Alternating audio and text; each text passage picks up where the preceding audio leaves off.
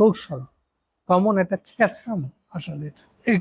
সাধারণভাবে তাদের কৌশলটা হলো যে এই আওয়াজটা তুলে এলাকার লোকেদের ভিতরে, ইন্ডিয়ার এলাকার লোকেদের ভিতরে মুসলমান ঘৃণা তৈরি করে দেওয়া, ফলে সব হিন্দুরা যেন ভোট ভাগ না করে শুধুই বিজেপিকে দেয়। এই হলো বিজেপির মূল কৌশল ছিল। বাংলাদেশের বিজেপি সীমান্ত রক্ষীরা তাদেরকে এলাকার লোকজনকে সাথে নিয়ে পুশ ইন ঠেকায় যাচ্ছে, কিন্তু তবু তারা চালায় যাচ্ছে। তাই লিখেছি, পুশ ইন কি ভারতের আভ্যন্তরীণ বিষয়?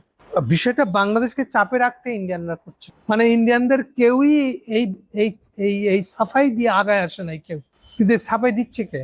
আমেরিকানদের সাথেও খলিল ইউনুসকে দিয়ে মিলমিশ করে রাখতে হবে, আর চীনের সাথে। এই যে বুঝটা তার, সেই কারণে সে মনে করেছে ইন্ডিয়ার পিঠে হাত বুলায়, তো নিজে যেচে এই কথাগুলো বলতেছে। এই হলো তারেকের মন্ত্রিসভা। এখন আসল কথাটা আসেন, তাহলে মূল বিষয়টা হলো আসলে তারেক চাচ্ছে এই যে কারোর সাথে বিবাদে দেওয়া যাবে না, সব মিলমিশ করে করতে হবে। মিলমিশ করে করার দিক থেকে হাসিনাকে ছাড়াই সে যেতে পারবে না। হাসিনাকে ছাড়িয়ে তারেক কখনো যেতে পারবে না। হাসিনা ডিক্লেয়ার্ড ইন্ডিয়ার হাতে পুতুল।